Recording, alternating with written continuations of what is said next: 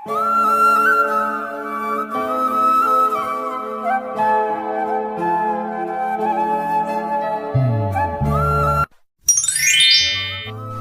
না, আমি আর ভাত খাবো না। প্রতিদিন এই ডাল ভাত খেতে আমার একদম ভালো লাগে না।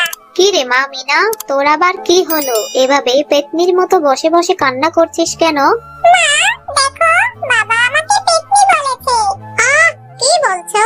তোমাদের এই বাপ মেয়ের প্রতিদিনের ঝগড়া আমার একদম ভালো লাগে না। পেতনির মতো কাঁদবো না তো কি করব? প্রতিদিন যে তুমি এত এত মাছ ধরে আনো, তুমি সেই মাছগুলি কি করো বাবা? এত এত মাছ ধরে আনো, তারপরেও আমি ভাত খেতে এলে মাছ পাই না। তুমি এত এত মাছ কি করো বাবা? শোনো শেফালি, তুমি তোমার মেয়ের কথা শোনো। মাছ ধরে যদি বাজারে বিক্রি না করি, তাহলে এই চাল ডাল কি করে কিনে আনবো? থাক বাবা, তোমাকে আর মাছ আনতে হবে না। আমি এই ডাল দিয়ে ভাত খাবো।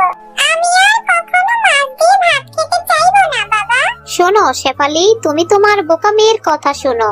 না রে মা, তুই কান্না করিস না। আমি আগামীকাল যত মাছ ধরে আনবো, কোনো মাছই বাজারে বিক্রি করব না। সবগুলি মাছই আমরা আমাদের খাওয়ার জন্য রেখে দিব। তুই আর কান্না করিস না মা। আমার লক্ষ্মী বাবা। এই তো বাবা, তুমি বুঝতে পেরেছো। কি মজা, কি মজা, আমি মাছ দিয়ে ভাত খাবো। এরপর পরের দিন মিসকে শিয়াল নদীতে চলে আসে মাছ ধরার জন্য।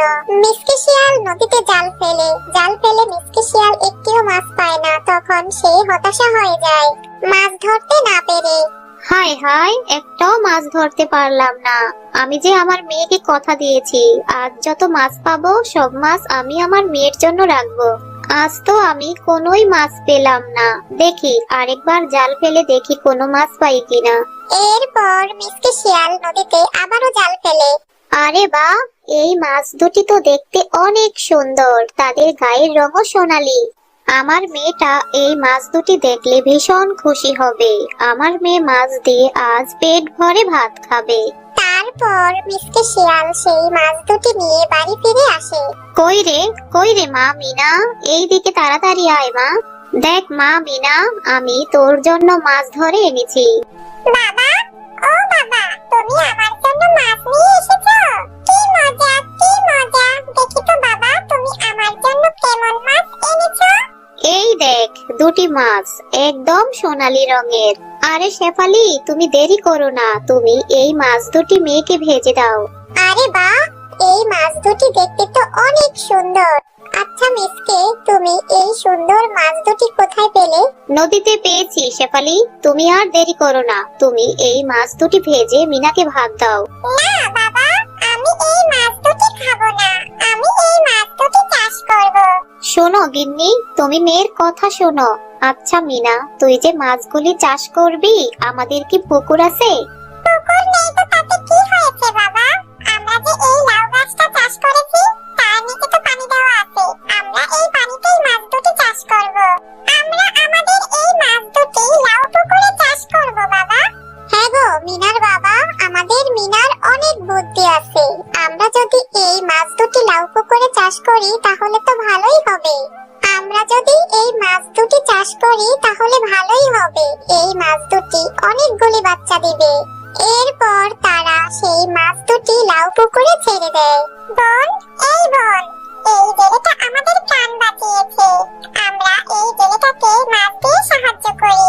আমরা যদি মাছ দিয়ে এই জেলেকে সাহায্য করি, তাহলে এই মাছ বিক্রি করে জেলে তার পরিবার নিয়ে সুখে শান্তিতে বসবাস করতে পারবে। আমি কি দেখছি, এই মাছ দুটি একদিনে এতগুলি মাছ দিল। আজ থেকে আমি এই লাউ পুকুরেই মাছ চাষ করব। আমি বরং এই মাছগুলি বাজারে নিয়ে যাই। এরপর মিসকে শিয়াল সেই পুকুর থেকে এক ঝুড়ি মাছ নিয়ে বাজারে বিক্রি করতে গেল। বাজারে মিসকে শিয়ালের মাছ তরতাজা দেখে সমস্ত ক্রেতারা মিসকে শিয়ালের কাছ থেকে মাছ কিনে নিয়ে গেল। এভাবেই দেখতে দেখতে মিসকে শিয়ালের সব মাছ বিক্রি হয়ে গেল।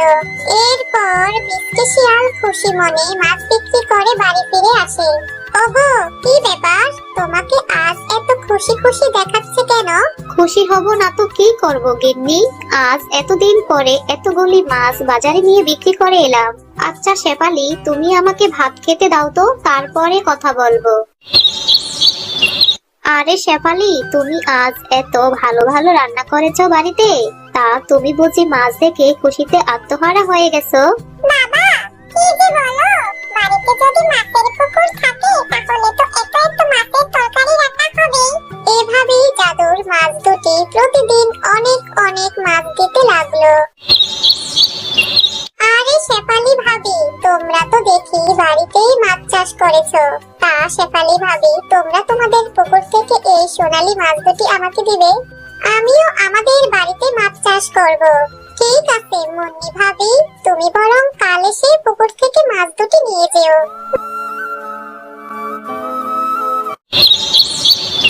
বোন, এবার আমাদের কি হবে? আমার না এই শিয়ালিনীকে ভীষণ লোভী মনে হচ্ছে। এখন যে আমাদের কি হবে? এই শিয়ালিনী যদি আমাদের কোনো ক্ষতি করে দেয়, বোন, আমাদের মনে হয় দিন এখানেই শেষ হয়ে যাবে।